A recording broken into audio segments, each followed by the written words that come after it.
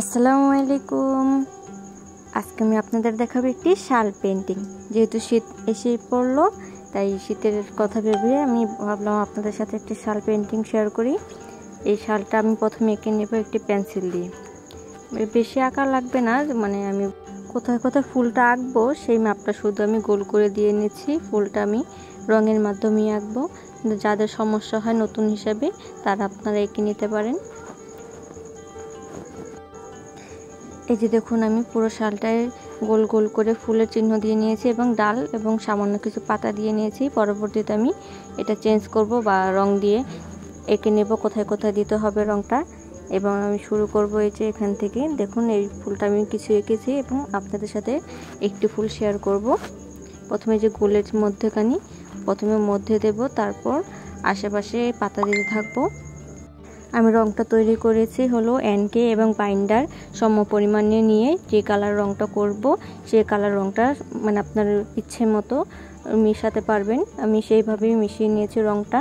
এর বাইরে কোনো কিছু করতে হয় না। আমি এখানে দুটা কালার ব্যবহার করছি, একটা হলো গোলাপি আর একটা হলো বেগুনি। আপনারা যদি বেগুনি না করতে পারেন সামান্য নীল নিয়ে নেবেন এবং নীলের সাথে গোলাপি ব্রাশে নিলে এমনিতেই সেটা বেগুনি হয়ে যায়, তার জন্য বেশি কষ্ট করতে হয় না। বেগুনি কালার করতে চাইলে আপনারা এভাবে করতে পারেন। এই এক এক আমি প্রত্যেকটা ফুলের চিহ্ন দিয়ে তারপর পাতাগুলো কমপ্লিট করে নিচ্ছি। এরপরে ভিডিওটা আমি একটু ফাস্ট করে দেব, কারণ ভিডিওটা অনেক বড় হয়ে যাচ্ছিল, তার জন্য আমি একটু ফাস্ট করে দিয়েছি। আপনারা দেখলে হয়তো বুঝতে পারবেন যে আমি কীভাবে রংটা করছি। এখানে শুধু গোলাপি এবং বেগুনি কালার রংটি ব্যবহার করছি। এই যে এগুলো হলো কলি দিয়েছি আমি বড় বড় করে, যেহেতু শালে ছোট ছোট কাজ করা খুবই কষ্টকর, তার জন্য আমি বড় বড় ফুলটা সিলেক্ট করেছি যাতে তাড়াতাড়ি কাজটা হয়। এই বেগুনি এবং নীলের কম্বিনেশনটা খুবই সুন্দর লাগে সাদা কালারে, তার জন্য আমি এখানে করে নিচ্ছি। এরপর আমি পাতাগুলো করে নেব। সবুজ কালার রংটা করেছি। সবুজ কালারটা আপনি মার্কেটেই পেয়ে যাবেন, বা যদি আপনার সবুজ কালারটা না থাকে তাহলে হলুদ এবং নীল কালার মেশালে সবুজ কালার হয়ে যাবে।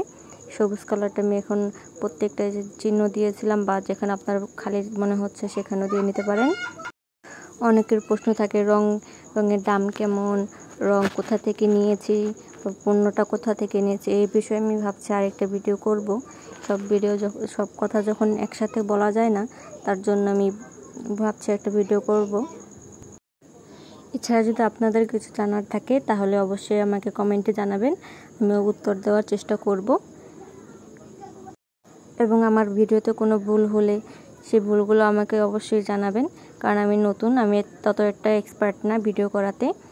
তার জন্য অবশ্যই আপনারা আমাকে সাহায্য করবেন এবং আমার চ্যানেলটা যদি সাবস্ক্রাইব না করে থাকেন তাহলে অবশ্যই করবেন। এই যে দেখুন, পাতাগুলো আমি এইভাবে দিয়ে নিয়েছি, লুকটা আসলে এরকম আসবে। এরপরে দিয়ে নেব ফুলের মধ্যে হলুদ, যেটাকে রেনু বলে, এবং রেনুর মধ্যেও আমি এই দুটো রং ব্যবহার করব, কিছু রং ব্যবহার করব ফোঁটা ফোঁটা দিয়ে। প্রত্যেকটাতে আমি আগে হলুদ দিয়ে নিচ্ছি। এবার আমি ফুলটা আউটলাইন করব কালো রং দিয়ে, যাতে ফুলটা কমপ্লিট হয়ে যায়। এবং শালে আপনারা দেখবেন সব সময় রং একেবারে সঠিকভাবে দেওয়া যায় না, রং এদিক ওদিক যাবেই, এটা হলো স্বাভাবিক ব্যাপার। আপনারা এটার জন্য ভয় পাবেন না, রংটা কিছুটা হলে যাবেই, রংটা একেবারে আপনি বসিয়ে রাখতে পারবেন না যে কোনো শালেই।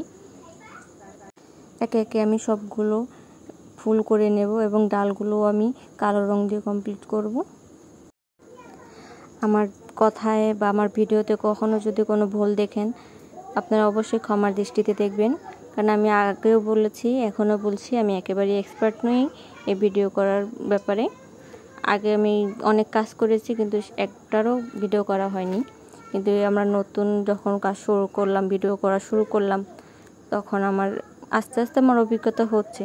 দেখুন তো শালটা কেমন হয়েছে। এই শীতের জন্য এই শালটা বেস্ট, আপনারা নিজে তৈরি করে নিজে ব্যবহার করতে পারেন অথবা প্রিয়জনকে উপহার দিতে পারেন। এই যে দেখুন, আমার মেয়ে এখন টুকে করে বের হবে, তারও সেই শালটা খুবই পছন্দ হয়েছে এবং আমারও সেম একটি শাল আছে। ধন্যবাদ সবাইকে।